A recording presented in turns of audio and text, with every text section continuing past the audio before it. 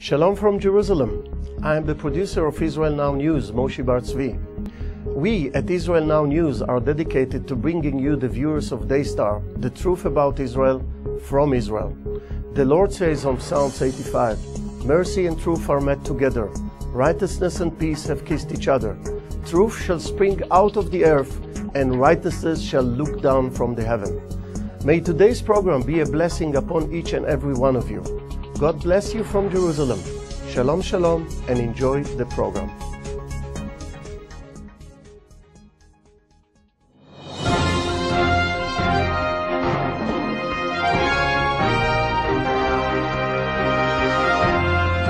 Welcome to Israel Now News. I'm Yochanan El-Rom. And I'm Erin Viner. Our top story, Israel's southern border is under attack. Israel has been under a barrage of rocket and missile fire coming out of Gaza. More than 20 rockets were fired into Israel this week. The IDF has confirmed that it has led multiple defensive maneuvers into the Gaza Strip, bombing with precision a weapons factory and several other targets. All strikes were recorded as direct hits. The IDF released a statement saying that it holds Hamas responsible for all terror activity emanating from Gaza, and it will continue to respond forcefully to attacks on Israeli citizens. Israeli Defense Minister Ehud Barak also warned that Israel would strike back at the terrorists who are attacking Israel from the Gaza Strip.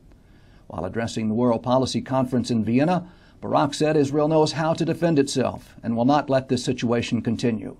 He said that former Prime Minister Ariel Sharon evacuated the Gaza Strip, and now Hamas has fired over 10,000 rockets at Israel from that spot. Nearly 1 million Israeli civilians in southern Israel are exposed to daily rocket attacks from Palestinian terrorists in Gaza. At least 2 Israelis have been killed over the past year, and 50 others were injured. Many citizens from that area have been diagnosed with post-traumatic stress disorder as a result of the unremitting attacks. There has also been a development with the security situation in Egypt's Sinai Desert. Erin Viner has that story. Israel's ever-so-fragile relationship with Egypt is in jeopardy over that country's failure to quash Hamas infrastructure in the Sinai Peninsula. In a recent development, Hamas has reportedly constructed a rocket production facility in the Sinai.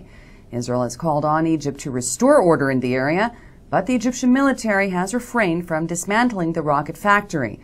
Despite more than a dozen army battalions deployed in the area, the Egyptian army has been unable to stop terrorist activity and arms smuggling into the Gaza Strip.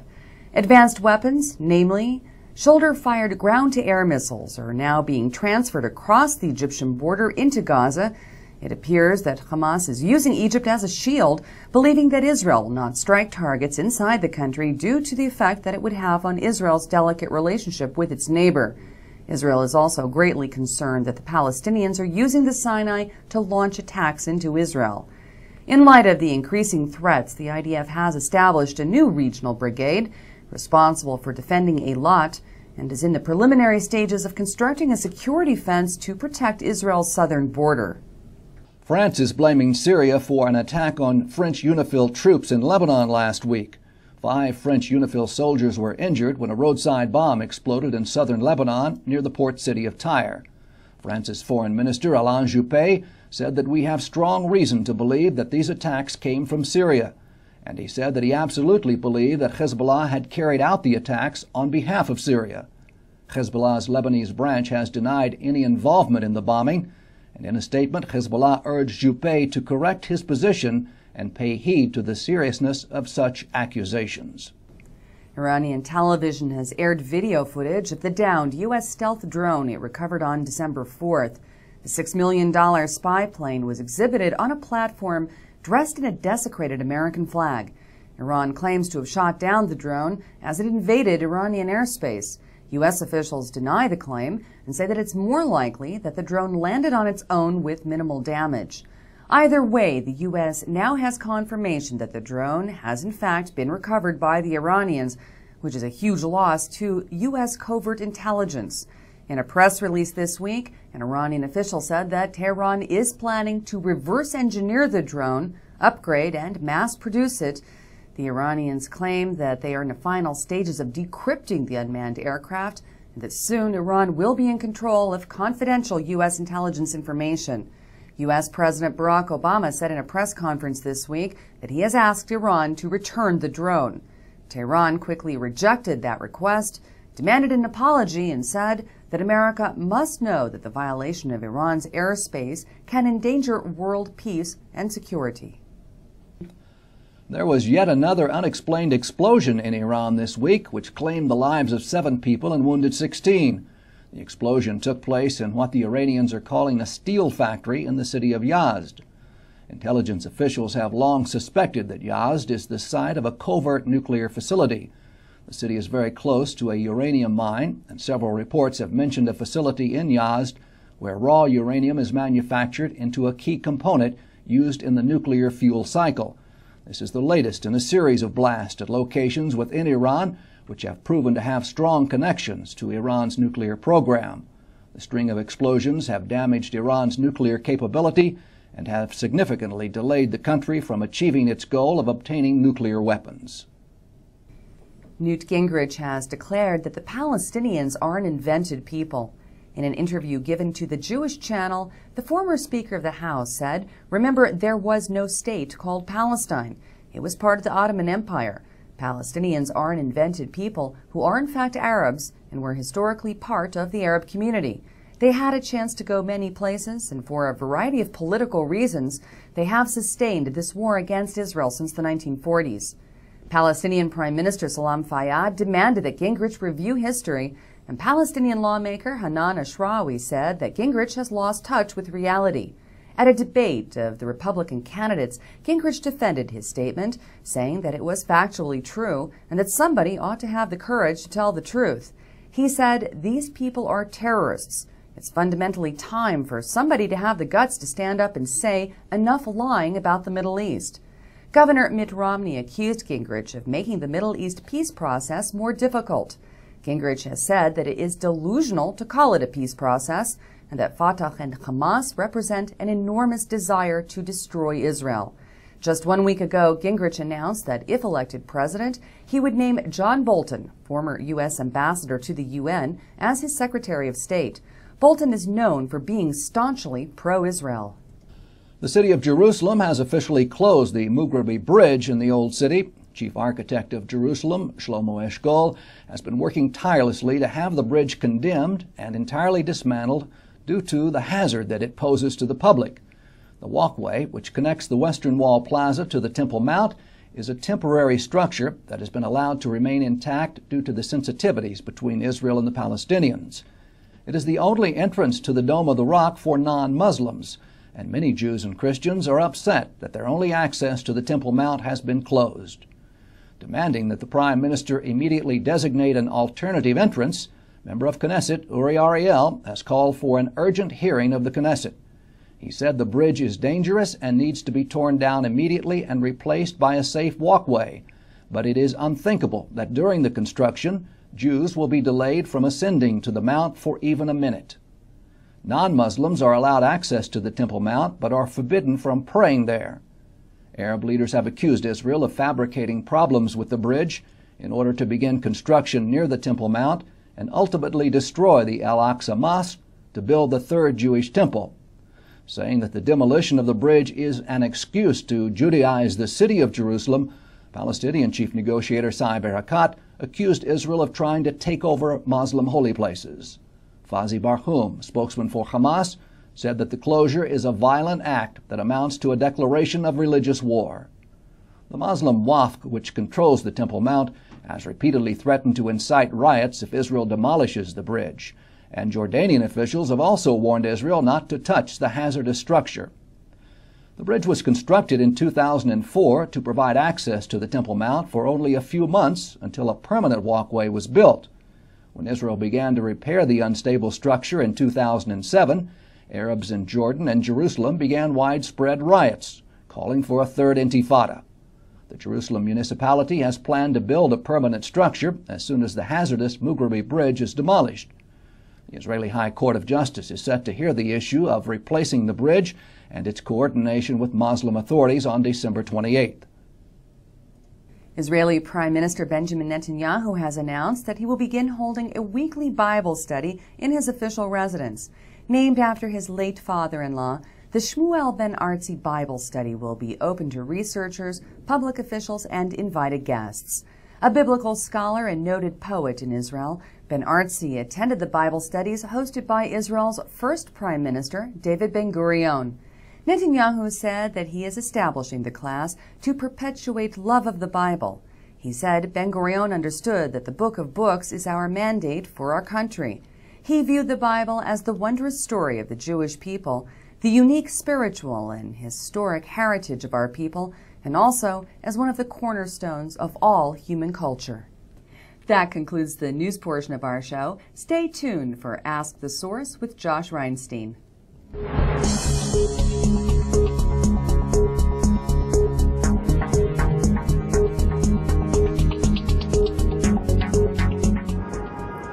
Hello and welcome to Ask the Source. I'm your host Josh Reinstein, and we're here in Jerusalem on our rooftop studio. My guest today is State Representative Alan Clemens from the great state of South Carolina. Alan, welcome to the show. Josh, it's good to be with you. Thank you. Alan, you're the author and initiator of the landmark resolution, the Stand with Israel resolution. Can you tell our guests our viewers a little bit about the resolution? Absolutely, Josh. In South Carolina, in June, we passed a resolution. The resolution says that our state, South Carolina, that we believe that Israel is a God-blessed land, that Israel is not occupying the land of any other nation. They are not an attacking force. They are occupying the land that God gave them as an eternal inheritance to occupy, and that we stand with Israel. We support Israel in their right to live on those lands, to govern those lands, to defend those lands. What led you to make this decision and to put this up for a vote in the state legislature? What inspired you to do this? Well, you may recall in May, the President of the United States announced to the world that it was America's desire. In reality, I believe it was his desire, not America's. But he announced it was America's desire that Israel abandon East Jerusalem, that it split Jerusalem, that it abandoned the biblical lands of Samaria and Judea. This isn't news to your viewers, and it shocked me. And as a result of that shock, I drafted the resolution and proposed it, and it passed. And it didn't just pass, Josh. It passed unanimously between Republicans and Democrats, black and white, people of many different Christian denominations. It passed unanimously with 124 members voting in favor of standing with Israel. Amazing. And, why would you think that Republicans and Democrats unanimously would support Israel on this issue when the president, who's a Democratic president, is saying the exact opposite? Well, I've reflected on that, Josh, at length. To be totally honest, I was expecting to have significant debate over the resolutions, Democrat against Republican, the same old political scenario.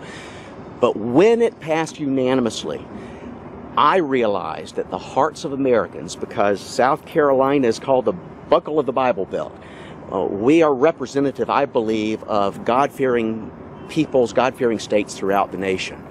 When we came together unanimously in support of Israel, it struck me as a message from on high that the hearts of the American people are with Israel, and that this could be of help to Israel. Well, you're here in Israel meeting with the top leadership all over the country. Are there any plans to bring this type of legislation to other states? There is, Josh. In fact, I've been working with other states.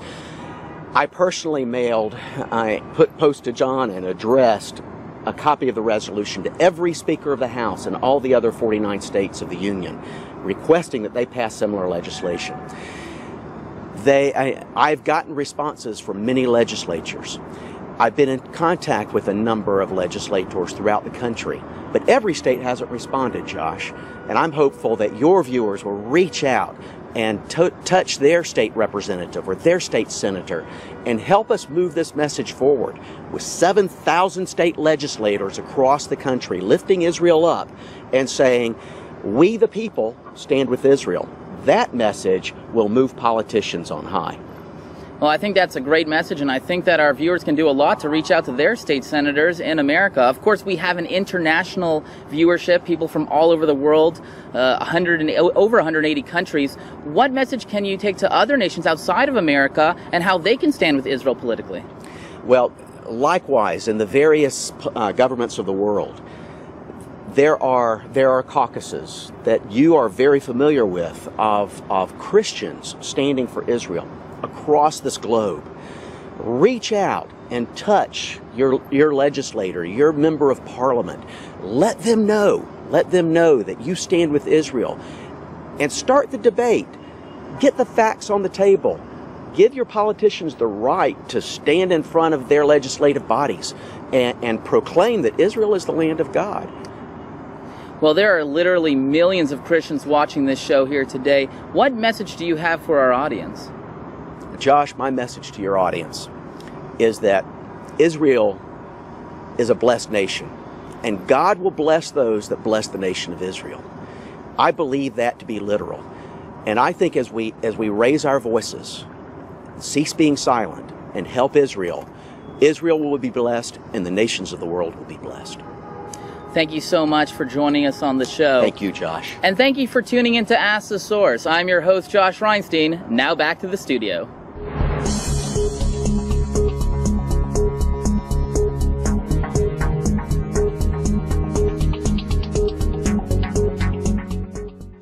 Up next, shining light from Israel.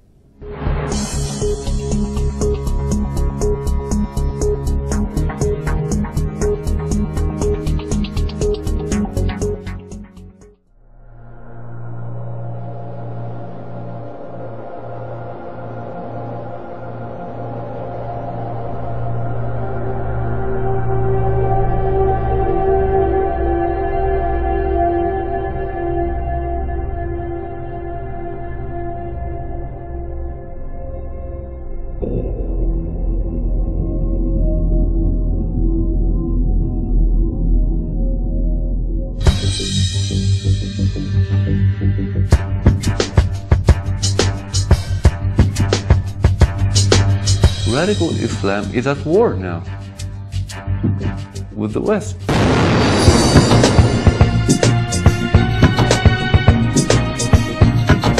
When I saw the second airplane hit,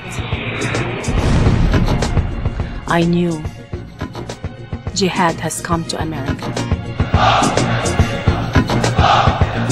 They wish to strike down the West. Every single country in the world is dealing with this on one level or another.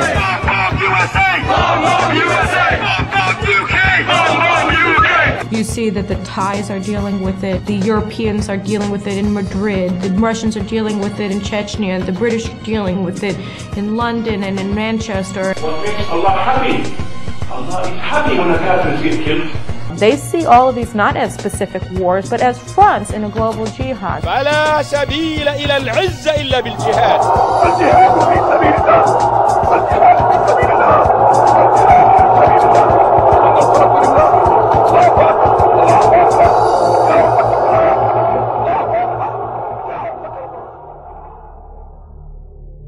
I think the world, despite the number of attacks in various countries, is still in denial.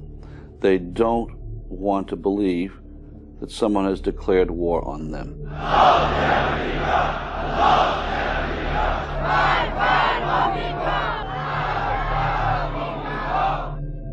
Radical Islamic proponents believe that the West has been engaged in a conspiracy to subjugate Islam. أما الولايات المتحدة الأمريكية بصراحة هي تريد طمس هويتنا الدينية. به جنگ مردم عراق اومدن علاوه بر اینکه به جنگ اسلام اصلا اومدن. What they are saying is the United States is a threat, is a danger to them, is trying to dominate them, is trying to turn the whole world into America, and this is what they are telling their people they have to fight against. And therefore, the West needs to be defeated one way or another.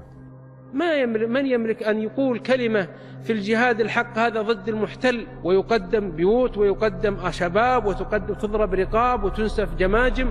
هذا خط النصر والشهادة والتضحية.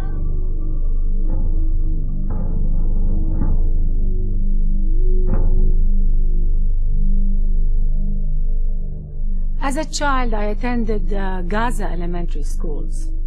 And we were taught that jihad is a religious holy war for the sake of Allah. That's what it is. to conquer the world for Allah. That is jihad. These are actual scenes broadcast on Arab television. لا بد من أن نقيم أنفسنا على دين الله عز وجل وعلى شرع الله سبحانه وتعالى. لا بد أن نربي أبناءنا تربية على حب الجهاد في سبيل الله، حب القتال في سبيل الله. Daily, my classmates would recite poetry, jihadist poetry.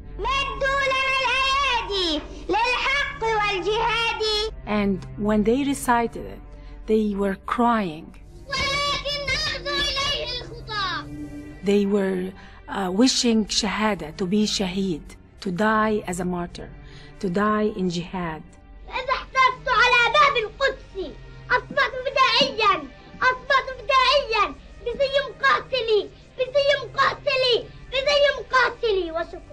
Bravo, bravo, bravo. And now the world is reaping. These eggs are hatching. And what's coming out is literally something that comes out of Nazi Germany.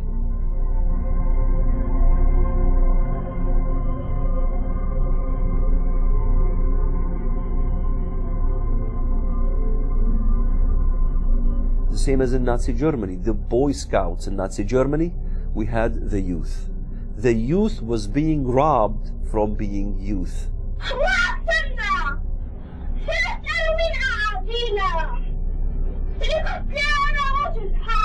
The same thing is happening now again. History is repeating itself.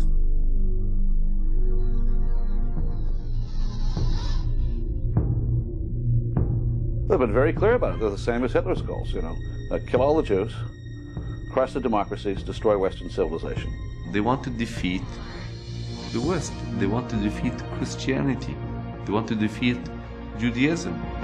Islam is superior than the Jews, than the Christians, than the Buddhists, than the Hindus. The only deen Allah accepts is Al-Islam. And whoever seek any other deen apart from Islam will never be accepted.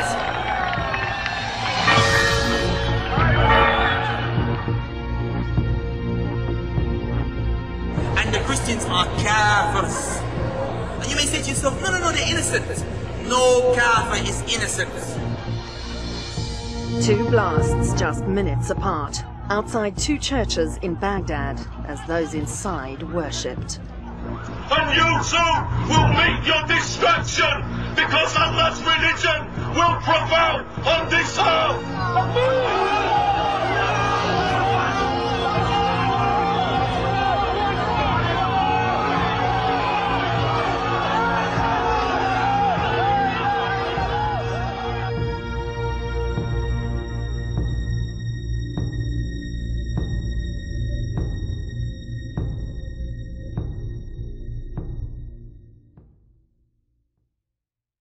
What makes the miracles of Jesus even more miraculous? Standing where they happened, in Israel. Come explore Jerusalem, where Jesus opened blind eyes. Visit the hills of Galilee, where Jesus fed the multitude. Stroll through Capernaum, where Jesus lived and taught and healed.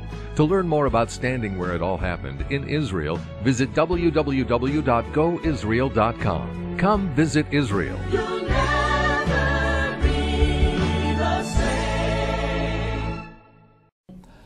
Stay tuned for Torah Truth from Zion.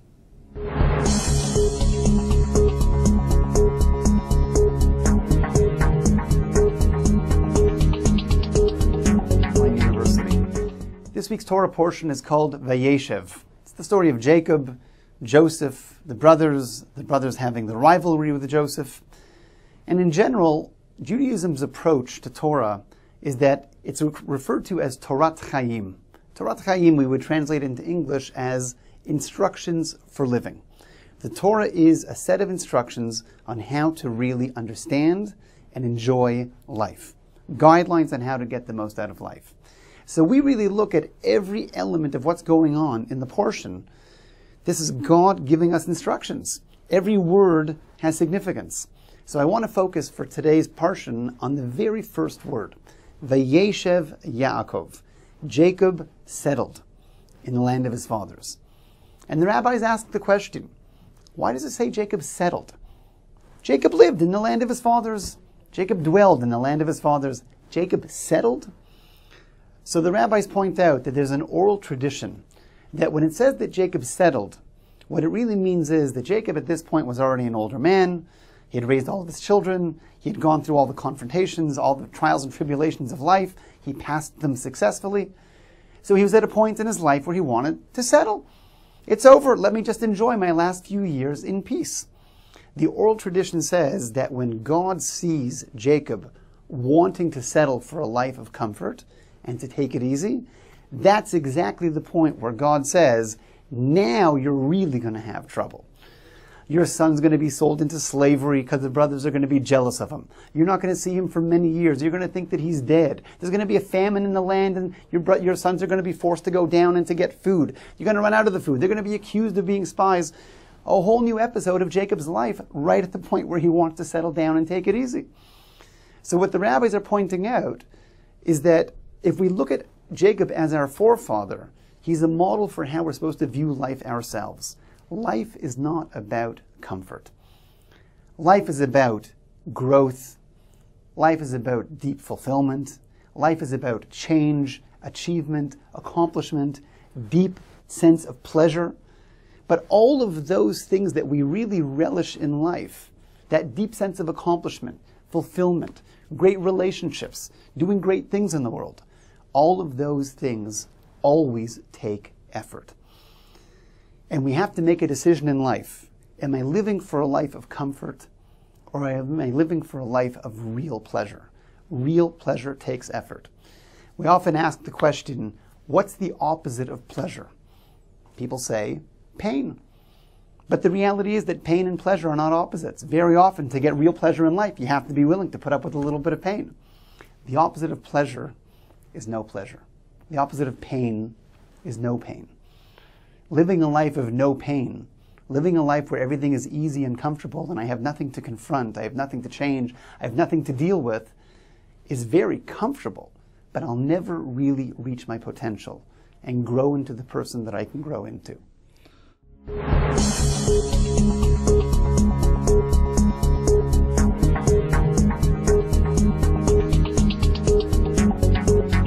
That's all for this edition of Israel Now News. Please join us next week for all of your Israel updates.